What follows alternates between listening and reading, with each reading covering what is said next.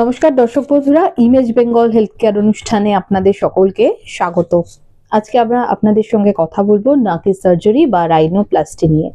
প্রথমত আমরা জানবো যে এই নাকের সার্জারি বা রাইনোপ্লাস্টি কেন করতে হয়, কাদের করতে হয়, এই ধরনের চিকিৎসা করতে গেলে তার জন্য কি কি নিয়ম রয়েছে বা কি কি বিধিনিষেধ রয়েছে, এবং তার পাশাপাশি এই চিকিৎসার খরচ কত, এবং এই চিকিৎসার ক্ষেত্রে কয়েকটা ভাগ রয়েছে, কোন ধরনের সার্জারিটা ভালো, এই সমস্ত বিষয় নিয়ে আজকে আমরা জানবো। আমাদের মধ্যে উপস্থিত রয়েছেন senior plastic surgeon and cosmetic surgeon doctor Jayanta Ben.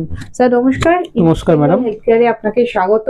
আমরা যখন অনেকটা ছোট তখন আমরা শুনেছিলাম যে জনপ্রিয় অভিনেত্রী শ্রীদেবী তার নাকি নাকটা প্লাস্টিক সার্জারি করা। তো স্বভাবতই যে সমস্ত মহিলাদের বা পুরুষদের নাকের কোনো সমস্যা ছিল তারা সবসময় মনে করতেন যদি আমার সেই ক্ষমতা হতো আমি তাহলে নাকটা বদলে দিয়ে নিজেকে আরেকটু সুন্দর করতে পারতাম। তো সৌন্দর্য বা কসমেটিক্স এর প্রসঙ্গে আপনার কাছে আসছি, কিন্তু আমি আপনার কাছে জানবো যে রাইনোপ্লাস্টি কাদের করার দরকার হয়।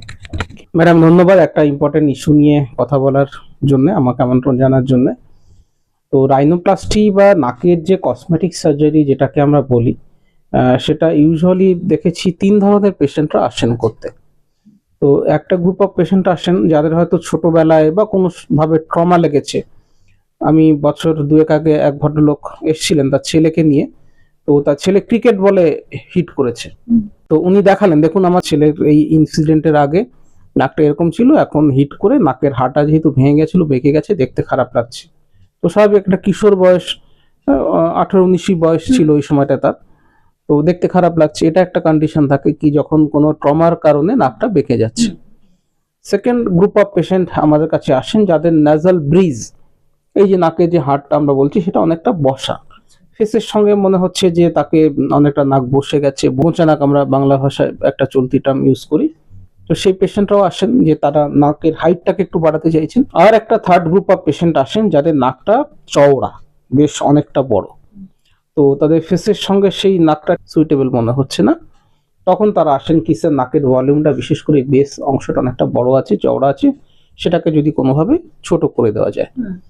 আর কিছু কিছু পেশেন্ট আসেন যারা হয়তো কম্বিনেশন নিয়ে, এই তিনটেই মেন ইস্যুস থাকে, ইস্যুসগুলোর কম্বিনেশন থাকতে পারে, যেমন নাকটা বসাও বটে আবার চওড়াও বটে, বা অনেকে ধরুন বেঁকেও গেছে আবার চওড়াও রয়েছে, এরকম কম্বিনেশনসের কিছু কিছু পেশেন্ট আসেন। তো মেনলি তিনটে গ্রুপ অফ পেশেন্ট আসেন যাদের ট্রমার কারণে নাক বেঁকে গেছে, বা নাকটা বসা, বা নাকটা চওড়া। তো এই ধরনের সমস্যা নিয়ে যখন আসেন তখন আমরা পেশেন্টকে অ্যাসেসমেন্ট করি, তার কোনো মেডিকেল হিস্ট্রি বা সার্জিক্যাল হিস্ট্রি রয়েছে কিনা সেটা আমরা জেনে নিই, নাকের কোনো সার্জারি হয়েছে কিনা জেনে নিই, তিনি ঠিক কি চেঞ্জেস চাইছেন। কারণ আমাদের নাকের দুটো অংশ থাকে, একটা কার্টিলেজ যেটাকে আমরা নাড়াতে পারি, আর উপরের দিকে বোনস যেটাকে আমরা ফিক্স থাকে, নাড়াতে পারি না। তো এটার মধ্যে কোন অংশটার সমস্যাটা তার বেশি, এবং হচ্ছে যে উনি যতটা ভাবছেন বা যতটা চাইছেন ততটা চেঞ্জ আমরা করতে পারবো কিনা, বা কতটা চেঞ্জ করা পসিবল হবে, এই জিনিসগুলো ডিসকাশন করার পরে আমরা কোন অ্যাপ্রোচে যাব বা কি করব সেটা আমরা ডিসাইড নিই। এই যে রাইনোপ্লাস্টি করা হয় সবাইকে কি একই পদ্ধতিতে করা হয়? কারণ আমরা কয়েকটা পদ্ধতির নাম শুনেছি, সিলিকন, কোনোটা হচ্ছে কার্টিলেজ, কোনোটা হচ্ছে লিকুইড। তো এই যে পদ্ধতিগুলো আমরা শুনে থাকি, তো এগুলো কি প্রত্যেকের ক্ষেত্রে আলাদা আলাদা? এইটা ডিপেন্ড করে বেশ কিছু ক্রাইটেরিয়ার উপরে, বেসিক্যালি ডিপেন্ড করে। ধরুন কোন একজন পেশেন্ট এলেন, তার নাজাল ব্রিজটা ছোট রয়েছে বা বেশি, তিনি চাইছেন হাইটটাকে বাড়াতে। এবার ওনার ধরুন দিন 15 থেকে 20 দিন পরেই কোনো একটা প্রোগ্রাম রয়েছে, সেখানে অ্যাটেন্ড তাকে করতেই হবে। তো আমরা যদি এই জায়গাটা বাড়ানোর জন্য আমরা লিকুইড কিছু দিতে পারি, যেটাকে লিকুইড রাইনোপ্লাস্টি বলে, আর সিলিকন বা কার্টিলেজ দিতে পারি। এবার ওনার যা ডাউন টাইম কম লাগবে, যার পক্ষে মাসখানেক অন্তত রেস্ট নেওয়া পসিবল নয়, বাড়ির বাইরে যাওয়ার কথা বলছি না, কিন্তু ধরুন নাকে ফোলা থাকবে একটুখানি, তার ক্ষেত্রে আমরা লিকুইড রাইনোপ্লাস্টি করব। উনি এলেন, আমাদের বেশ কিছু ইনজেক্টেবলস পাওয়া যায়, সেটা আমরা এই যে ইনজেকশনসগুলো রয়েছে সেগুলো নাকের চামড়ার তলায় কার্টিলেজের জাস্ট ওপরে আমরা ইনজেকশন করে দিয়ে থাকি, যেটাকে ফিলার বলে, HA ফিলার বলি, বিভিন্ন কোম্পানির ফিলার হয়, সেটাটা ইনস্ট্যান্ট রেজাল্ট পাওয়া যায়। কিন্তু মুশকিল হচ্ছে এই HA ফিলারের ক্ষেত্রে, এই ফিলার্সগুলো ইউজুয়ালি 8 মাস থেকে 2 বছর অবধি থাকে, তারপর আস্তে আস্তে কিন্তু অ্যাবজর্ব হয়ে যাবে। সেই ব্যাপারটা যেহেতু থাকছে, অবজারভেশনের ব্যাপারটা থাকছে, আমাকে চাইছেন স্যার পার্মানেন্টলি উঁচু করে দিন। তখন পার্মানেন্টলি উঁচু করতে গেলে আমাদের কোনো কার্টিলেজ বা সিলিকন যে নেজাল ইমপ্লান্ট হয় সেটাকে আমাদেরকে ইউজ করতে হবে, সেটা দিয়ে পার্মানেন্টলি করা যায়। তবে সেটা একটু অ্যাগ্রেসিভ প্রসিজিয়ার্স হয়ে যায়, একটা সার্জিক্যাল প্রসিজিয়ার্স, 1 থেকে 1.5 ঘন্টা সময় লাগতে পারে এবং সপ্তাহ 1.5 মতো 7 থেকে 10 দিন মতো ডাউন টাইম থাকে।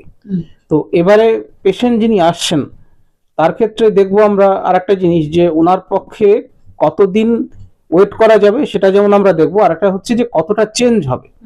ধরুন নাকটা বেশ বোঁচা আছে বা অনেকটাই ডিপ্রেসড রয়েছে সেপ্টামটা এবং ডিপ্রেসড ডরসামটা রয়েছে, তার ক্ষেত্রে ফিলার দিয়ে হয়তো যে পরিমাণ উনি এক্সপেক্ট করছেন সেটা করা যাবে না।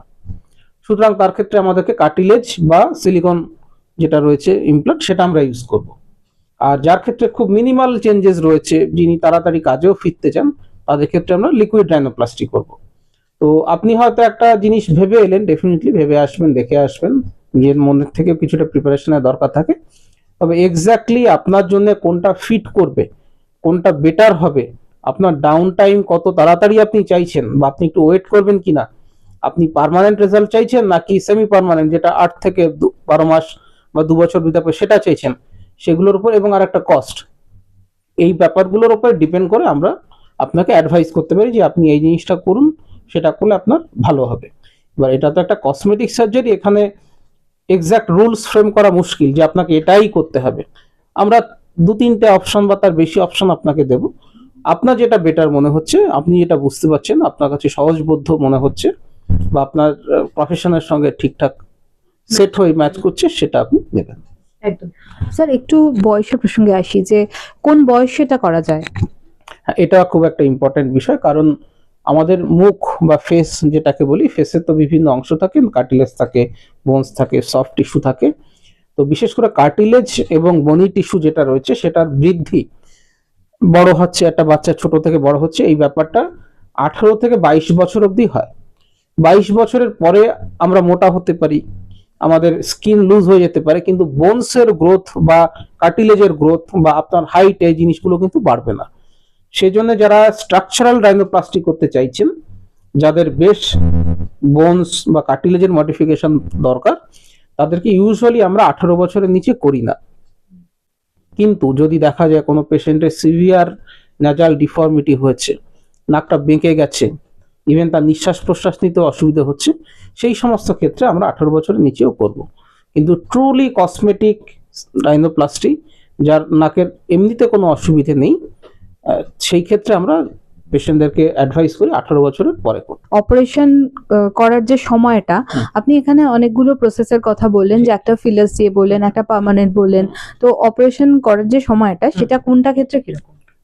ফিলার দিয়ে যদি আমরা সার্জারি করি, এই যে ফিলার, সেটা তো বেসিক্যালি সার্জারি নয়, এটা একটা ইনজেকশনস এর মতো, আমাদের সবার ইনজেকশন নেওয়ার অভ্যেস রয়েছে। সেটা আধা ঘন্টা মতো আপনাকে ক্লিনিকে বা হসপিটালে থাকতে হবে, আধা ঘন্টা 40 মিনিট পরে আমরা ছুটি করে দেবো। পুরো প্রসিজারটা করতে হয়তো মিনিট 10 লাগে, আর 20 মিনিট আপনি রেস্ট নিলেন। এরপরে যদি আমরা সিলিকন ইমপ্লান্ট দিয়ে করি, সেটা করতে আমাদের লগভগ 1 ঘন্টা মতো সময় লাগে। আর যদি আমরা কার্টিলেজ দিয়ে করছি এবং বনি চেঞ্জেস করছি, সেটা 3.5 ঘন্টার কাছাকাছি, 2.5 থেকে 3.5 ঘন্টা সময় লেগে যেতে পারে। এটা ডিপেন্ড করছে আপনি কি ডিফর্মিটি আছে, আপনি কতটা চেঞ্জেস চাইছেন, কোন পদ্ধতিতে করছেন, কোনটা আপনার জন্য দরকার, সেটার উপর ডিপেন্ড করবে। অপারেশন হয়ে গেল, অপারেশনের পরে রোগী কখন ছুটি পান হাসপাতাল থেকে? যদি আমরা হায়ালুরনিক ফিলার করছি, এইচ ফিলার, তাহলে তো সে কখনই ছুটি সেদিনই। যদি আমরা সিলিকনের ইমপ্লান্ট দিই, তাকেও সেদিন ছুটি করে দেওয়া হয়। কিন্তু যদি কার্টিলেজ দেওয়া হচ্ছে এবং অস্টিওটমি করা হচ্ছে, সেক্ষেত্রে আমরা পেশেন্টকে একটা রাত হসপিটালে থাকার জন্য অ্যাডভাইস করি। একটা রাত? একটা থেকে পরের দিন সকালে ছুটি। স্যার হাসপাতাল থেকে বাড়ি ফিরে যাওয়ার পর তাকে কতদিন রেস্ট নিতে হয়? অ্যাজ সাচ রাইনোপ্লাস্টি করার পরে ডাউন টাইম বা রেস্টের যে বিষয়টা থাকে, সেটা খুব বেশি দরকার লাগে না। আমরা যদি সিলিকনের ইমপ্লান্ট দিই বা যদি কার্টিলেজ দিচ্ছি বা অস্টিওটমি করছি, তাহলে একটু কালশিটে পড়তে পারে, নাকে একটু ফোলা থাকতে পারে এবং নাকে ব্যান্ডেজ থাকবে ছোট্ট করে।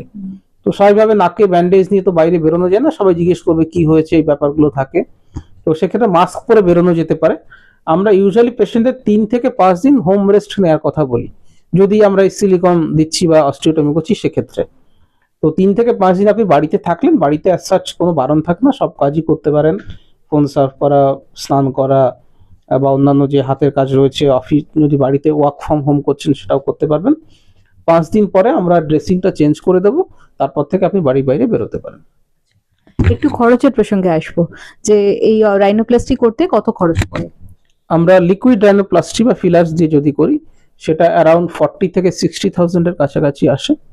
সিলিকন দিয়ে যদি আমরা করছি, সিলিকন রাইনোপ্লাস্টি করলে সেটা অ্যারাউন্ড 60 থেকে 1 lakhs এর কাছাকাছি আসে। আর যখন আমরা কার্টিলেজ নিয়ে বা বনি অস্টিওটমি করছি সেটা অ্যারাউন্ড 1 lakh থেকে 150 এর কাছাকাছি, 1,50,000 এর কাছাকাছি খরচ আসে। অনেক ধন্যবাদ স্যার।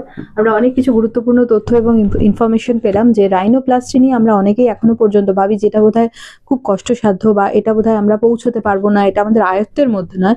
কিন্তু আজকে স্যার যেভাবে বললেন আমাদের কিন্তু মনে হচ্ছে যে এটা সত্যি অনেকটা আয়ত্তের মধ্যে। আর যাদের বিভিন্ন কারণে এই রাইনোপ্লাস্টির প্রয়োজন তাদের তো চিকিৎসার কারণে আসতেই হবে, কিন্তু তার পাশাপাশি প্রসাধনী ক্ষেত্রে আজকের দিনে সবাই চায় নিজেকে অনেক বেশি সুন্দর দেখতে, তাই সেই সৌন্দর্য ধরে রাখার জন্য নাকের কিন্তু একটা বিরাট বড় ভূমিকা রয়েছে। তাই আপনাদের যদি মনে হয়ে থাকে এরকম কখনো, আপনারা কিন্তু অবশ্যই যোগাযোগ করতে পারেন। আপনাদের নাম্বার দেওয়া রয়েছে। ডক্টর জয়ন্ত বেনের ক্লিনিকে ডাক্তারবাবু নিজের হাতে এখানে সমস্ত সার্জারি করে থাকেন।